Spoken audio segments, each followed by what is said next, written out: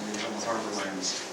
And it's in the spirit of wanting to continue to keep council abreast of every possible meeting that is taking place, and at the same time to keep the public well informed of what are the steps that have been taken thus far, and will continue to take with the direction of the support of council and the residents.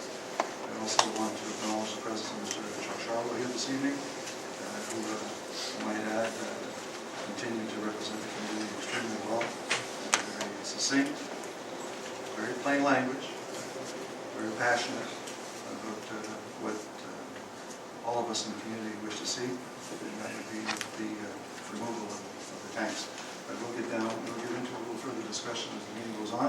At this point in time, I'd like to ask the CAO to give us a report and update of the events that have taken place earlier this week. Warren? Thank you very much, Mr. Mayor. It's really contained in my report for tonight's meeting about two meetings that were held earlier this week on Tuesday in Ottawa. And the 5 issues that really were discussed were the tank location, and that the contractor and the developer, Trillium, has agreed until these meetings are concluded, a number of meetings that are already scheduled, he will not restart the work. So that is one thing. We don't have a copy of the lease, and we will not get a copy of the lease at this time. Perhaps later, but not now. We did see a sketch of the actual installations that are being proposed. But we asked for more detail. It was just a sketch. We'd like to see some drawings of the site plan, so that's in the works. Mohawk Council of Lochsosney was represented at the meeting, and they're still reviewing the options, considering what they may do at this time. They're continuing to discuss the issues. We did talk about port divestiture. In fact, port divestiture means that the Transport Canada would transfer the land to another entity, likely the city of Cornwall. So we understand now that that process is available, and in fact we're meeting on the 24th tomorrow, or sorry, on the 17th tomorrow to look at, get a briefing from Transport Canada officials as to what it entails and what it really, how it works. We do know that the issue of port divestiture is clearly, it needs consent from the MCA. So the Mohawk Council of Lochsosney have to either consent or be party to the actual transfer, land transfer, in one form or another. So that we'll know more tomorrow. The public position is clear. Mr. Chuck Charlotte did a great job again illustrating the public position, and I guess you could say ultimately that the public wants the tanks removed.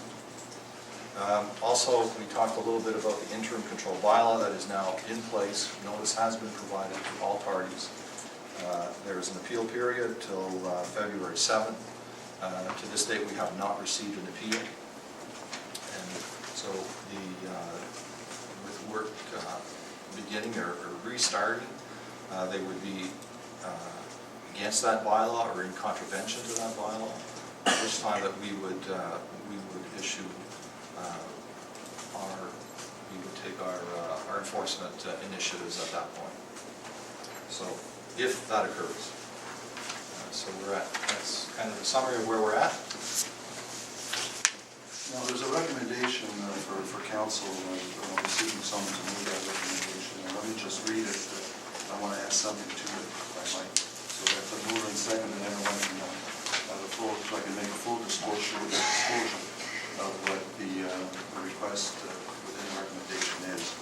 The recommendation reads as follows: that council support continued efforts to gather information, and that the mayor and CAO attend the meetings scheduled for January 17th and January 24th, 2014 in Ottawa, as described in this report. Let me add that, of course, the meeting tomorrow would include representatives from the federal government, including our very own Member of Parliament, Mr. Lozo, representatives from the Mohawk Council of Watasasnik, and ourselves. The meeting of the 24th would reflect the participants who took part in the second meeting on Monday, which was the federal government again, the proponent, the Trillium Distribution, and the City of Cornwall.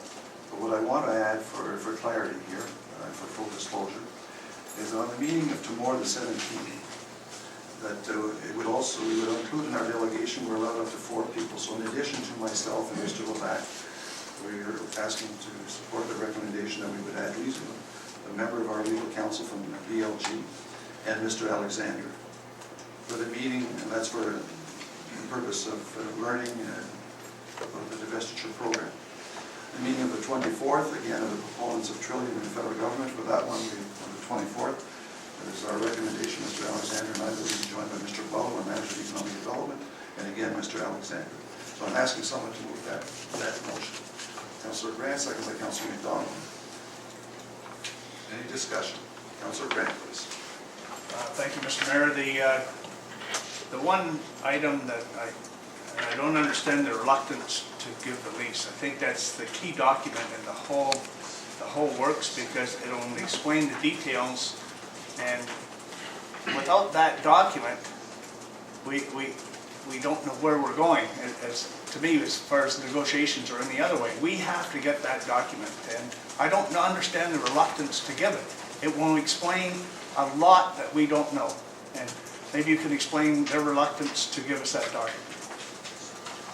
I wish I could. I can only assume, and that's something that when we begin tomorrow, when we have with us our own legal counsel, might be able to better explain and help assist us in trying to understand the reluctance. And at this point in time, I can only imagine that it is for legal matters that they don't obviously believe they are not obliged at this time to disclose and choose not to. But again, that is a very important question.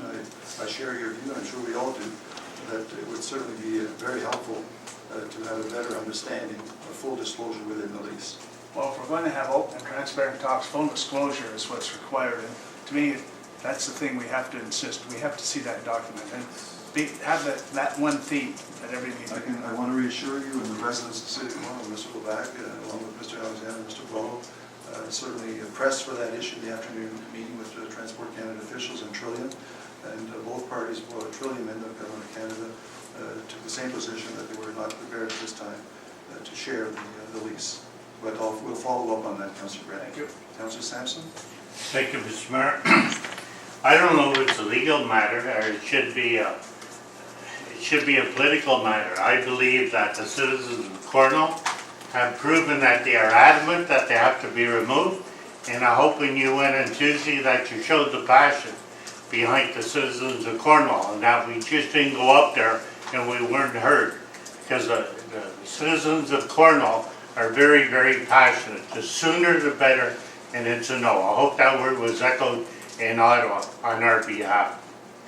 Well, Councillor Sampson, I can, I guess, say to you that if ever you've seen Bob Kilder have to defend a cause, you would have probably, and I say this respectfully, a better understanding. But I can reassure you that I'm not going to stand here and blow my horn, but I feel I went to bed that evening very comfortable that we had done a very exceptionally strong representation of the City of Cornwall. What's needed for the citizens. Councillor Gardner, please. My position hasn't changed in terms of wanting to see tanks gone. Was there any discussion about, I think it was mentioned around the table here, of moving those tanks to our industrial park? Well, there was a mention that this is an option. Certainly, economic development had already indicated that the preferred location would be the business park, and that certainly did come up. And in a follow-up meeting with participation of Trillium along with the federal government, the meeting of the 24th, there will be further discussions and more sharing of information on that option, potentially and other options. Thank you. Further discussion. Councilor Rivette, followed by Councilor Carr. Thank you, Mr. Mayor. I'm along the lines of Glenn. I think that, they want to open everything up, they should be opening everything. So there's something there they're trying to hide. I don't know. But it's just not, it doesn't send a good message. I think that if we don't do that, because they're just giving us what they want to give us, you're not going to get anywhere with that. And as far as the divestiture of the port, first of all, you're never going to get Aquasauce to give up their land rights to allow us to get that piece of land. And I'd be very, very surprised. Because they'd be losing their bargaining power. I think this is a bargaining chip for them to get them to move on with this land claims. So I can't see them saying, take the land and do what you want with it. So I'm not happy. I mean, I know I'm not happy with it. I think do I feel confident that this thing's going to happen? Maybe I'm wrong. If I'm wrong, I will say that. But right now, I think Mr. Alden should be telling me, bring that lease out here. Bring the lease out here. We want to see it. And if the ministry or whoever it is that was down here last time, if he's got that much power, he should be able to get that lease out. And for them to say they're not ready to show it to us, well, that's setting a bad signal. So I wish you luck, but I don't think you get anywhere unless you see what the whole deck of cards holds. Well, I certainly have, I want to be cautious. I don't want to leave you or our residents, obviously, with false expectations. But as I said at the earlier meeting earlier this week, make no mistake, we are going to give this our absolute best shot to resolve this matter. Is it simple? No. The fact that there is a legal document, a legal agreement in the form of a lease between the federal government and Trillium is a very, very challenging situation. There has been, in fairness, first of all, I will not speak for MCA, for the Mohawk community, but certainly every party expressed a willingness to continue to dialogue to see if a resolution that would meet the objectives of all parties would be possible. It's early on. We've got a long road to go, and that's why we're in an information gathering mode, an orientation period, getting to sort of get to know each other, feel each other out. Everyone has been very frank about what their position is. Of course, as you can expect, Trillium, they have an ironclad agreement with the federal government for those lands for the purpose that we do not agree with. And they have also pressure from the fact that they have a plant that is manufacturing this product and are counting on this additional storage for the purpose of these materials, which otherwise would cause them to lay off people in their own production plant. So there's all kinds of pressures, there's all kinds of agendas, but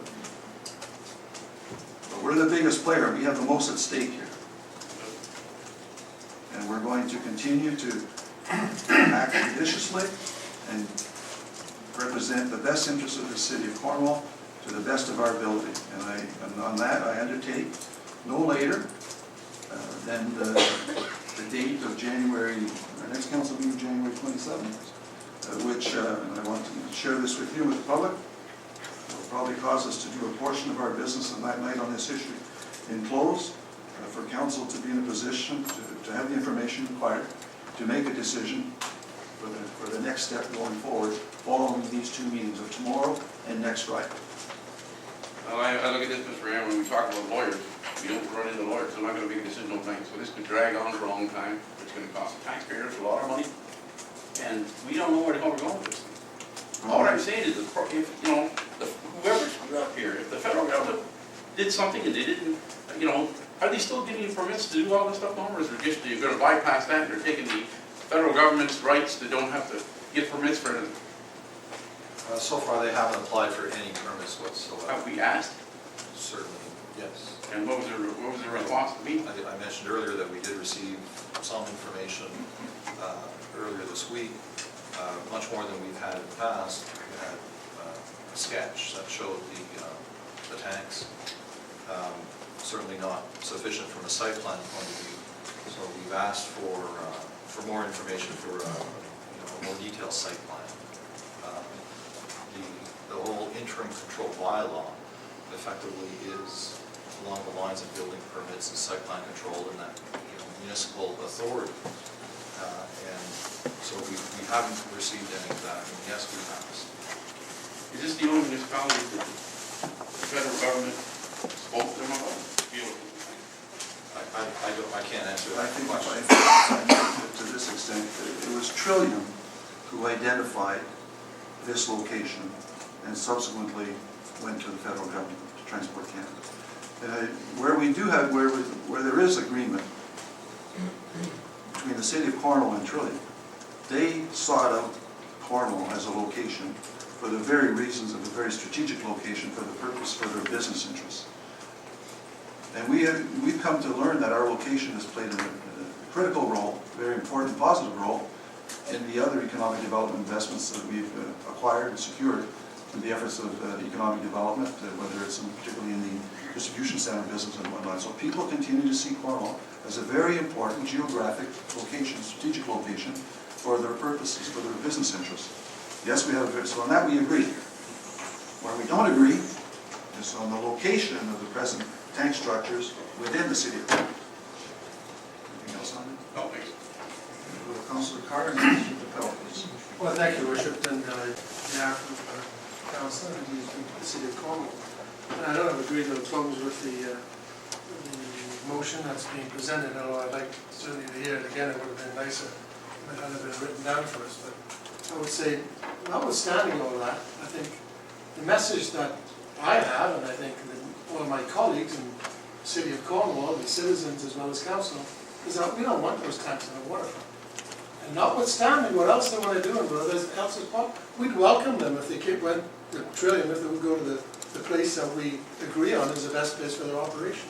But it's not on the waterfront. That's not negotiable. And while I appreciate you're going to be there and have meetings with the Minister of Transport, whoever you meet with, I think we have to start off by saying the City of Cornwall, its citizens and its council want to reaffirm their position that those tanks must be removed from our waterfront, and we don't want them there under any circumstances. After that, go do whatever it is you're going to do that's best for this community, but no tanks in the waterfront. And have all this discussion, but at the end of the discussion, I think we should have a motion that reaffirms our position, saying that we do not want those tanks in that location. Thank you. Let me reassure you, Councilor Carr, Council and residents of Cornwall, that the first statement that will be introduced on behalf of the city by myself at the meetings, both meetings of January 17th and 24th, will be the reaffirmation of that position. And I would welcome tabling that motion at the appropriate time. We'll deal with this one first, if I might. Thank you. Councilor DePel, please. Thank you, Mr. Mayor. I guess it's obvious to see that, council stands united with all of the residents regarding no tanks on the waterfront. I have a question for you, Mr. Mayor, to Mr. Labatt. If Trillium is the leasee and they get the same rights as the federal government not to have to obtain permits through our corporation, would it not be our corporation's right then to have to see a lease agreement that says that they are the leasee and that they are exempt from that? Because at this point, they're showing up not getting any kind of permits, but don't have to show anything to say that they're in a contract, a legal contract, or even show the building and department that they're exempt from these permits. That's a good point, and I think we can explore that with them tomorrow. I could say though that from case law, from our legal opinion, is that does transfer, like the third party does have the same powers as the federal government, usually in these leases. So that's, usually, but you're right. I think that's a point that we could take and bring to them. But I guess where I'm coming from, if our bylaw enforcement was to show up and say, you don't have a permit for this work, so can you prove to us that you're exempt from this? If I can add to the comments that by Mr. Levac and Councilor Capel, and maybe if she wouldn't mind taking a note, maybe Councilor Clement could respond to this. I know she's not here in her legal functions, but I suspect when we make that request, Councilor Capel, that we get a copy with the title saying that, you know, but all of the other clauses would be well wide of that. But we get the title. Worth a shot. No, I understand, and I could be wrong. We'll simply ask for an opinion from our colleagues, but I suspect legal counsel would also tell us tomorrow that we get the title possibly, the signatures, and everything in between. Lots of lightning. Anything else? Anything further, Councilor? Well, thank you very much. You're welcome. I'm sorry, Councilor Murphy, please. Thank you very much, Your Worship. It's been mentioned before about having the unified voice and having private citizens like Chuck Charlebois involved that couldn't hurt. At what point do we include MCA in these talks, the Mohawk Council of Aquasasne, when dealing with the federal government at the same time as us? Would it not be a louder voice? Would it not be a stronger voice? Right now, the first meeting that took place last Monday in the morning, in the presence, of course, of Mr. Charlebois of Loop Renaissance, were the representatives from MCA, which was led by Chief Brian David, and in addition there was Cactus Sunday, I believe is her name, and they also had legal counsel there. Andrew's last name escapes me, but they had legal counsel there. But will they be involved in the subsequent? Yes, they will be at the meeting of tomorrow's meeting over at divestiture. They will be there, and it will give us an opportunity to continue to dialogue with them and to see what the next steps could potentially be that would involve the two communities if that should become a... The divestiture program is until March 31st. This one is in operation or in existence until March 31st of this year, and there's no guarantees, of course, that a new one, the follow-up one, would in fact be introduced possibly in the next budget or otherwise. We don't know that. So basically, if we don't have an answer by March 31st, if it comes to that point? On this particular program, it closes on March 31st or April 1st, 2014. It would not be no longer in existence.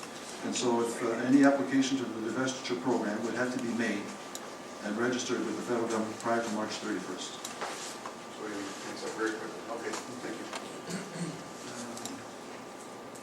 Councilor Clement, please, and then Donald. Sure, program, that has some comments.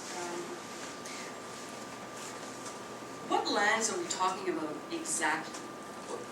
What space are we talking about? That's something we will, that's something, of course, that is the first thing that we expect to learn tomorrow.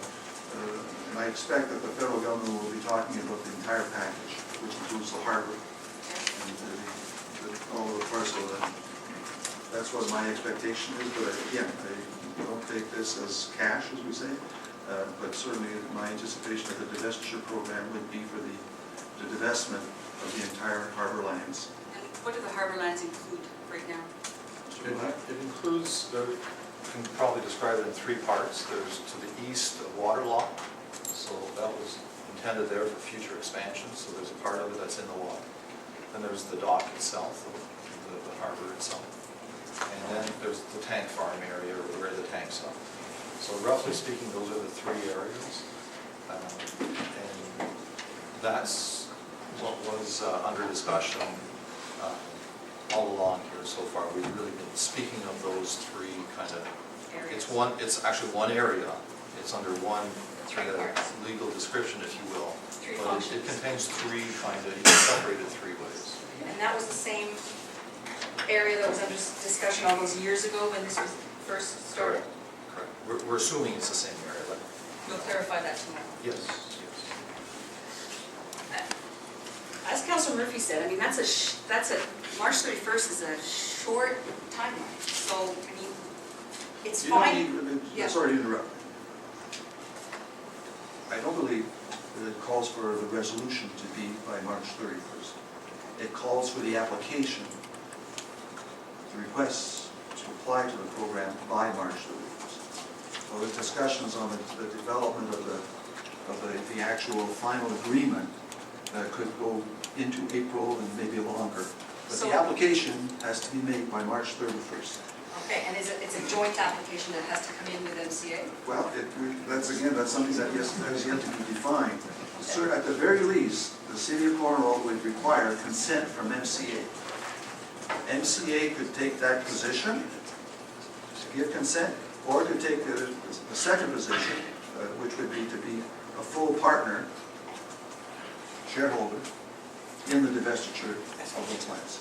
But that decision about full partnership, that has to be made before March 31st, or Well, we just as the honestly- city get an application in by March 31st? No, I think that has to be resolved by March 31st, because the city cannot, respectfully, the city cannot unilaterally apply to the divestiture program. It needs either the consent of MCA Got it. or the full participation of MCA. Right. And so I anticipate the very strong likelihood that we will be engaged, meaning council will be engaged with the community of Akwesasne, potentially, very shortly. Potentially. So I want to take an optimistic view in terms of the long term, in that we will continue to negotiate or to discuss and to have open discussion with Mohawk Council of Akwesasne. I'm hoping that's what's going to happen. I don't want to be, a naysayer or negative, or, I want to see that we're going to be able to get to some place. That's long term. That's not going to happen by March 31st. That's going to take place over time. For right now, I think we have two objectives. Number one, no tanks on the waterfront. Everybody has said that. And Mr. Mayor, I accept that you have, and you will restate that, and that you have stated that passionately and appropriately. I accept that. I accept when Chuck Charlevoix says that he's done that, I accept that he's gone and done that as well. So I think on our first objective, we're moving forward. We're doing the interim control bylaw, we're taking a strong position. We may make further motions, as Councillor Carr suggests, which I agree with. But the second objective has to be that we should be seeking assurances from the federal government that this is not going to happen again. We need them to recognize and acknowledge that this can't happen again. That the next time they have anything like this, that they have to do proper consultation. They have to recognize that formally recognize that Cornwall has plans and visions, and that we're not going to be treated this way by the federal government again. Because there's all kinds of things going on the waterfront. There's all kinds of projects. There's all kinds of companies out there that are saying, oh, Cornwall is a great strategic location. And I agree with you, Mr. Mayor, that's terrific. But we have got to be very strong now in terms of get those tanks off. And by the way, no more, nowhere else. You're going to consult properly, and you're going to do this transparently next time. And we want our MP to say that to this current government. We're not going to accept that anymore. So I think there are two objectives. Get the tanks off, and this can't happen again. Because we're on the move, we're doing all kinds of things, but this is going to set us back. It's already taking up a whole lot of energy that we could be spending on other things. So I would like you to take back that message, Mr. Mayor. It's important. It's a very important element of the position and the vulnerability we find ourselves in at this time, obviously, going forward. As you correctly remind us, and we all agree that the first objective is the removal of the tanks. And of course, if we should ever accomplish to acquire, to own those lands, we would have the control necessary to avoid any such repeat. In the harbor. But we have there are other federal lands there, and I'm concerned. I would like some assurance from them that this is not going to continue. Again, let me assure you that in any position we take, when we get to negotiations, and we're not there yet, when we get there, council, I'm sure you will remind us, and I've made a note of it, I'm sure the CAO has also, that in fact that will be part of our negotiating position. Merci, Monsieur le Maire. Councilor McDonald, please. Thank you, Mr. Mayor. I'm encouraged somewhat by the fact that the federal government has been settling land claims in Canada. I'm afraid, though, that many of them are settlements on lands that had never been ceded rather than lands that had been.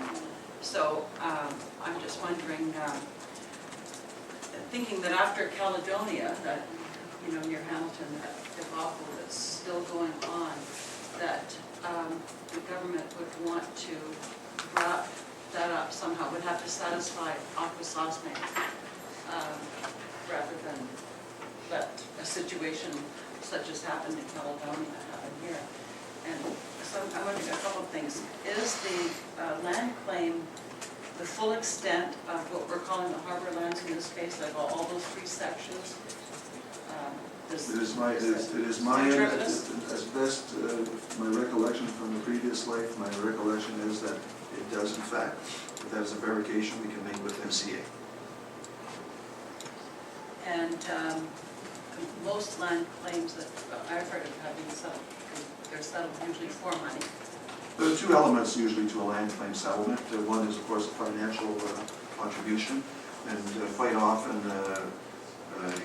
a reassignment of additional lands elsewhere. Usually, there's usually land involved outside. They don't, for instance, they don't move people off within the land claim, but they may identify any number of acres, hundreds and thousands of acres somewhere, for the purpose of economic development or otherwise as part of a negotiated settlement with that First Nation community. Well, it's pretty obvious that Transport Canada has that land claim, and it's on its radar screen. So surely I'm taking some encouragement from that. I'm not sure what you said. The initiative, they're the ones who brought up divestiture. Well, as we recall also, the divestiture was before the city and Aquasauce some years ago. And at that time, the decision was not to proceed by the city of Cornwall. MCA were prepared to proceed, were interested in proceeding. The city did not have the same interest at that time. Okay, so I'll go to a second round. I'll begin with Councillor Levet. Thank you, Mr. Mayor. I think when the city didn't want to get involved, I think there was a tax-free zone that was going to be set up there. And I think that was a big headache to all of the businesses in the community also. If you have a tax-free zone here, they got to pay tax. In Cornwall, that would have been a hard story. So I think there's a little more to it than just the city didn't want to get involved. Well, I'm just saying that was the final outcome, Councillor. Yeah, okay. You're correct. And I'm sorry, just to say that I don't know all the reasons for which led to that decision at that time. But again, in the spirit of acquiring as much information as we possibly can, I think I mentioned the other evening, and I would follow up next week, meeting former Mayor Phil Parry, who had that file when he was in this chair, in this office at that time. I think there's going to be a plan B. I don't want to be negative, but you're not feel bad about this. I think the reason why, and I'm not knocking Aquasauce, they got their rights. So why would you want to give up your rights? Until if you don't get what you want, you're not going to give up. So to me, but maybe we want the same thing. Well, I don't think so. And I'll tell you, when you talk to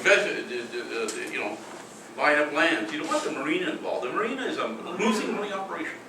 I know, but they want to get rid of a lot of land. So that's to be one of them. That's a losing money operation. There's no money there for the city. I think that what we should be doing, if this thing doesn't work, the message is going to be out there. They didn't give us the lease, and again, like the guy said, we don't know if they got a lease. We should have an injunction there and stop them from going into place until we get the information we want. And if we're going to, we got to be serious with this thing. If we really don't want the tanks there, well, then you better put an injunction there. If they don't want to deal with it, then it's not going to go anywhere because they haven't done nothing. They haven't done permits. They haven't done nothing. And I think that they dropped the ball. So the Fed's got to pick it up and deal with it. Because if we're just going to say, well, we're going to do this and that, we're going to meet, it's never going to happen. I think you got to have a point to say enough is enough. Injunction, you're not going in. Don't get the army. Respectfully, Councillor, I cannot imagine a scenario of an issue as substantive as it is to the city of Cornwall, as complex as it is, that we could realistically expect that we're going to resolve it after one meeting or 2 meetings. Now, that being said, we'll continue to use the time very wisely, very effectively and efficiently, and I personally can only express my full confidence in that the Chief of Staff to the Minister of Transport, the Honourable Lisa Raitt, Mr. Smith, their Chief of Staff, when he says to the City of Cornwall, to MCA, and Mr. Charlewell, that they have a duly signed lease that became effective November 1st, 2013, and that Trillium tell us that, I have no reason but to believe that to be a correct, accurate, and honest statement. Anything else, Hunter? Oh, I think we've got it all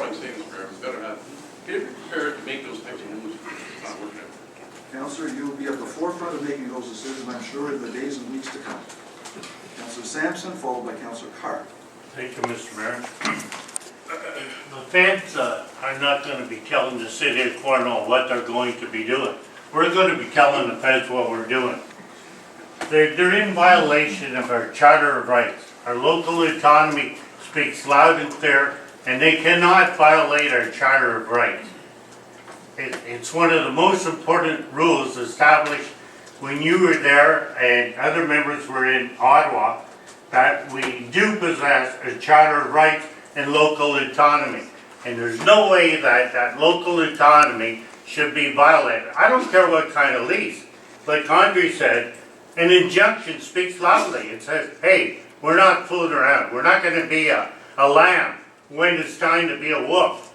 We're getting the word out there that if you continue this nonsense, we got a bylaw committee. They can impose fines that it won't be important for trillium distribution. They'll be fined so heavily that they're not going to dump on us no more. They got to get out.